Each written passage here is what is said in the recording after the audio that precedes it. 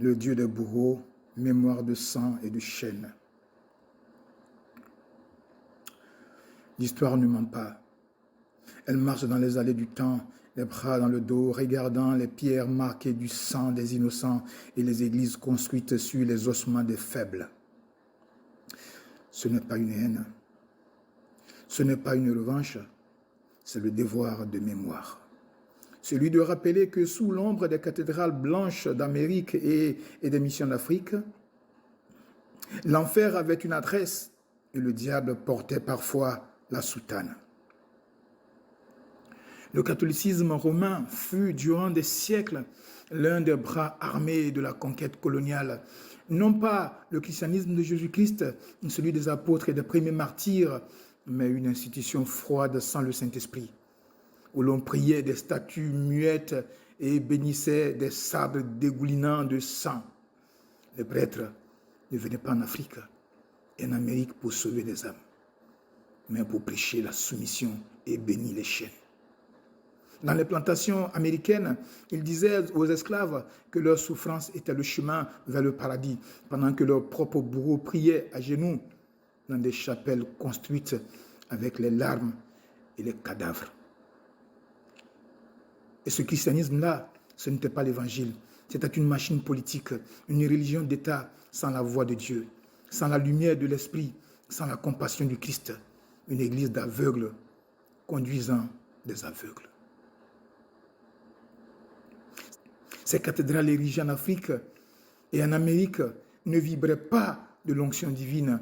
Elles étaient des mausolées de pierre froides comme la nuit des douleurs. La présence de Dieu n'y descendait pas, car le Saint-Esprit ne peut cohabiter avec l'oppression, l'injustice et le crime. Là, des femmes esclaves pleuraient en silence. Des enfants étaient arrachés du sein de leur mère, vendus comme bêtes, pendant que les cloches sonnaient l'Ave Maria.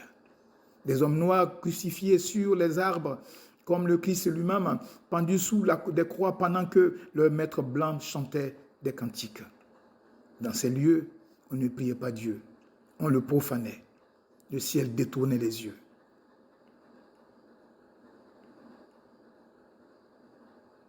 Comment demander aux enfants des victimes d'aimer la religion de ceux qui violèrent leur mère?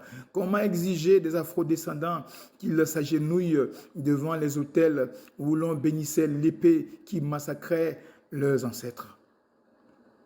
De Marcus Garvey à Malcolm X, de Bob Marley aux générations panafricanistes, un rejet viscéral du christianisme occidental naquit. Non pas de Jésus-Christ, mais de l'image qu'on leur avait vendue, celle d'un Dieu silencieux pendant 4 siècles de barbarie. Le malheur, c'est qu'ils ne firent souvent pas la différence entre le Christ véritable et le système religieux dévoyé qui se disait chrétien. Alors beaucoup fuir vers l'islam, où les religions ancestrales croyant trouver refuge contre le Dieu des bourreaux. Le clergé catholique, complice ou lâchement silencieux, ne leva pas la voix quand des millions d'êtres humains furent traités comme du bétail. Ils avaient troqué la croix pour le trône et dans leur compromission, ils avaient laissé derrière eux des églises sans Dieu, sans vie, sans le Saint-Esprit. Aujourd'hui encore, dans ces cathédrales bâties sur la mémoire des souffrances, les esprits des ancêtres rôdent, réclamant justice. C'est cette histoire-là qui vit dans la mémoire des afrodescendants, ce refus de pardonner à une institution qui n'a jamais avoué son crime et qui s'obstine à présenter son visage angélique alors que son histoire est tachée de sang. Il est temps de le dire avec la gravité qu'impose la vérité. Jésus-Christ n'a jamais cautionné l'esclavage. Il n'a jamais demandé qu'on opprime les faibles. Il n'a jamais béni les chaînes, ni toléré qu'on viole les femmes et qu'on massacre les peuples en son nom. Ceux qui l'ont fait ne sont pas chrétiens. Ils étaient des impies, des marchands d'hommes, travestis en prêtres, des criminels drapés de soutanes. Et si aujourd'hui, des millions d'afro-descendants détestent ce christianisme-là, c'est parce qu'il n'était pas le vrai. Le jour où ils connaîtront le véritable évangile de Christ, celui qui libère, qui relève et qui guérit, alors ils verront qu'en réalité, ce n'est pas Dieu qui était leur ennemi, c'était l'homme.